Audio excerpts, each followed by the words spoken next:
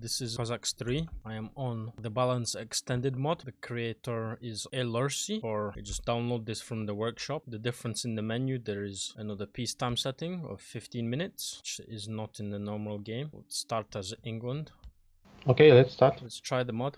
Okay, I've started to record now. So feel free to explain what the mod is. This is the Ballance extended mod that I'm trying out with Lord Vader, who is the man behind the mod. Hello. Now I think that I can describe the changes of the mod. The changes is that Dragoon from Deep can be hired on the 18th century. Grenadier from Deep now is more expensive, costs 30 gold. And we added an additional option of peacetime. We added 15 minutes of peacetime option. And the market prices for selling of stone and were changed. We reduced the market price selling of stone 1.6 times and the market price for wood 1.5 times. So here we have in the 17th century, dragoons are unavailable. You have to progress to the 18th century. So that is very interesting, as now you will have to progress to 18th century if you want to mass dragoons, which is not possible in short games. So it will open up other kinds of units into play that aren't usually played in the current Cossacks game. So you'd be able to go musketeers, raiders, or dragoon 17th century. You'll have to rush the stables instead of investing all your gold into as many dragoons as you can. It's kind of a bit of a game breaker, that is, but this changes that by making them unavailable. Yeah, you have to mine the resource if you want to be in profit. If you will exchange the resource, you will not in profit compared to mining. You can continue commentate the game. Another thing is grenadiers usually cost, I think it's 12 gold, but here they cost 30, so they are more expensive. Everything else is in line with the updated Cossacks game. There's some changes to the market also. Say we trade gold and stone. So we have some stone, we trade some stone for gold. Let's see what this value goes down to. Wow, this goes down really low.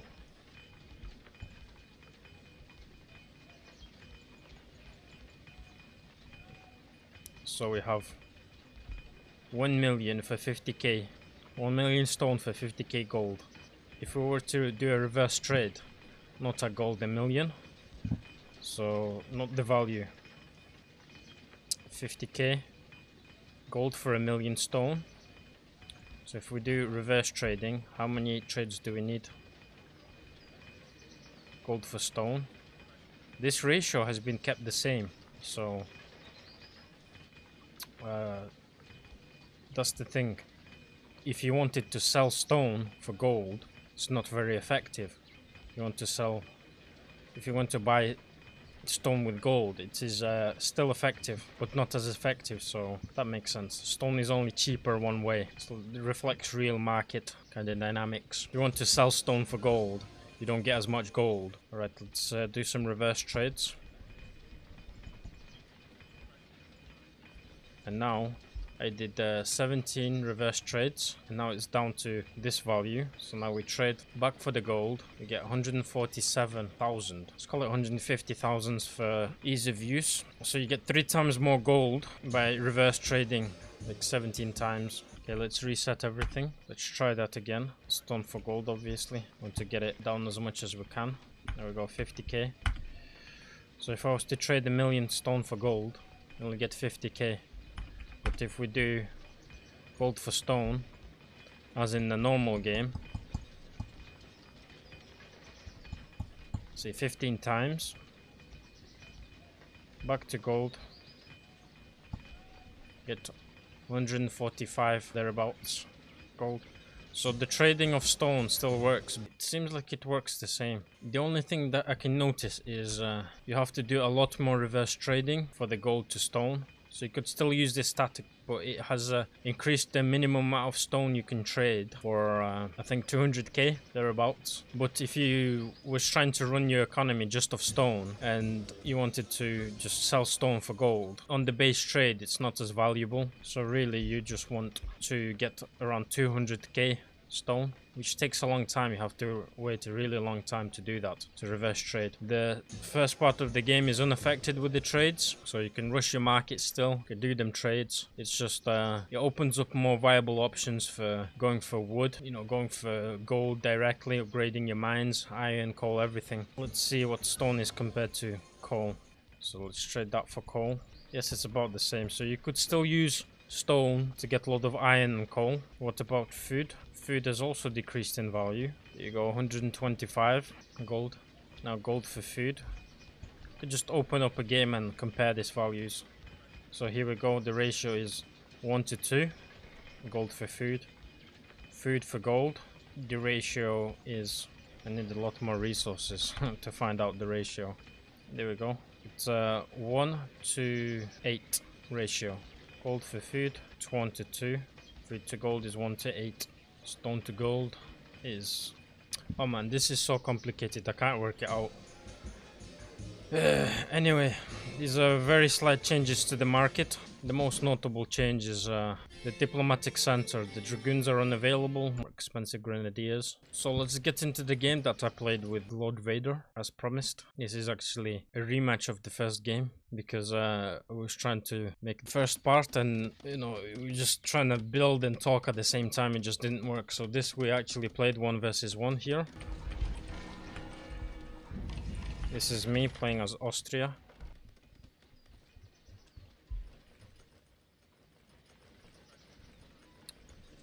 Straight away, 2 barracks. He's getting his resources. 2 barracks making troops.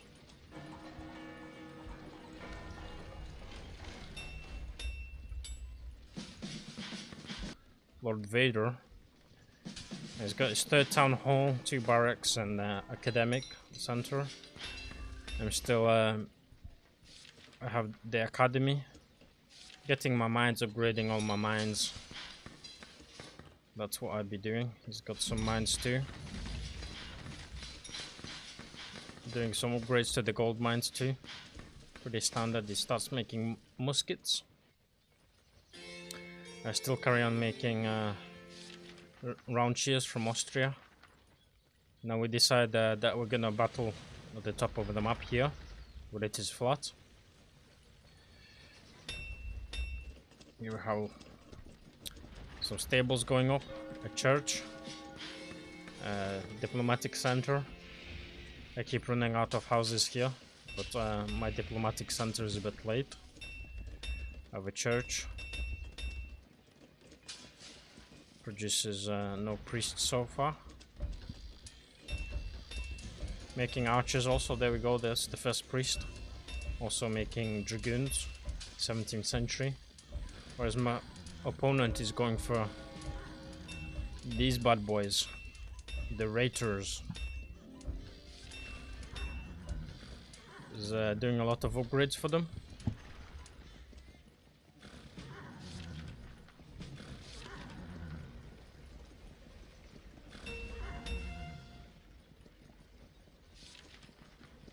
Almost completed all the upgrades. Oh shit, I missed the battle.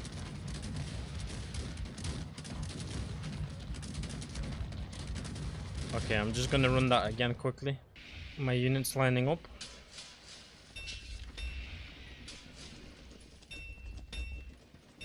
Another look at the overview. 3 stables, is building his market now. More houses. There's gonna make some cannons too, I think. Or the hot visors. So made some upgrades. It's definitely the hot visors. Using the price and the speed that they made that. Okay, let's slow it down a bit. Is lining up. Peacetime is over.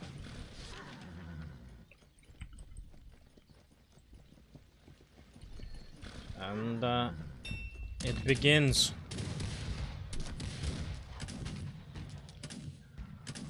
Archers go forward. This is my resources right now.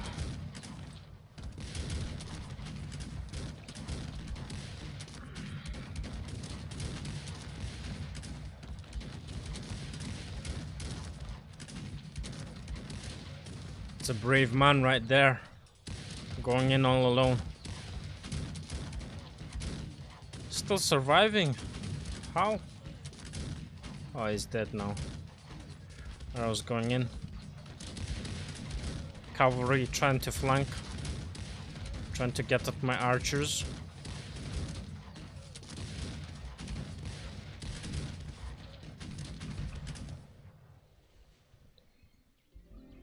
Yes, he's doing his heals. And that's what he does. That's how you won this. Doing them heals. You do what you can to win. You break the game. Pretty standard Cossacks thing. If you don't know about it, your academy, you have this. It's very cheap. 200 gold, 200 coal. You heal your units. Especially cavalry, which can get healed. So let's just watch this Raider. He's dead. 300 health.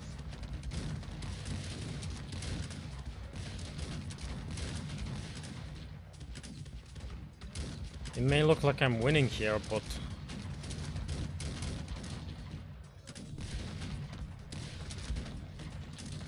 he still has 28 Raiders here. Still doing them upgrades. Keeps healing his units. Look at here, there's 14. They're just going ham on my ranged units.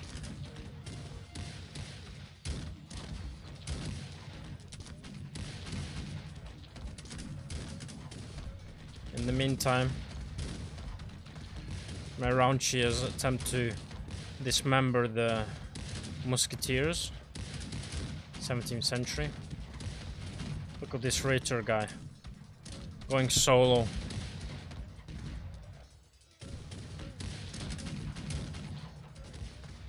And there we go. Just keeps getting healed. Could have been dead by now. There's no heal coming on along this time, so he finally dies. But if you just keep healing, it works. We have some hot wires coming in to try and clean up. As you can see, the battle is split between my round shield is attacking his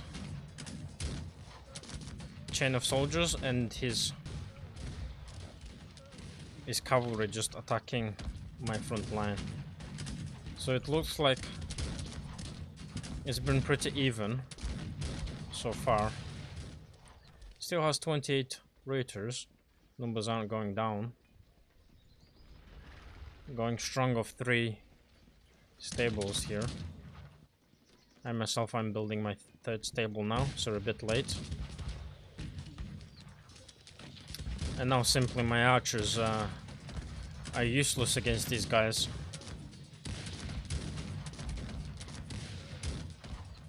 Just comes in, mops up with his cavalry, speed that up.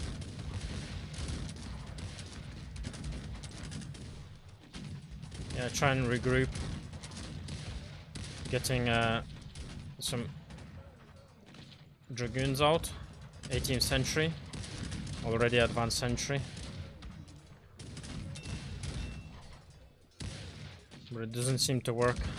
Doesn't seem to stop his Raiders attacking me.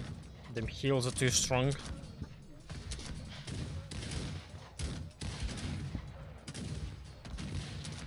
And that is it.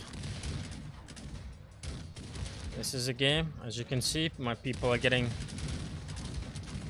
wood, stone, and they was getting food. It's not just a stone economy, so it forces you to play using all the resources available. Like here we go, he's getting lots of food for them upgrades. Some people on stone. Looks like some wood was chopped here, some tree remains. So yeah, it is a good mod if you don't like playing with the market and pure stone economy, but you still like the use of the market. You can still use it because getting gold is very hard for them upgrades and getting to 18th century. So this is a kind of trade-off to kind of mid-game. It prevents you from going into all stone economy. So yeah, later you can transition to all stone. It still works out to be better than gathering wood and selling it for gold. But yeah, food, you just get food directly from the mill.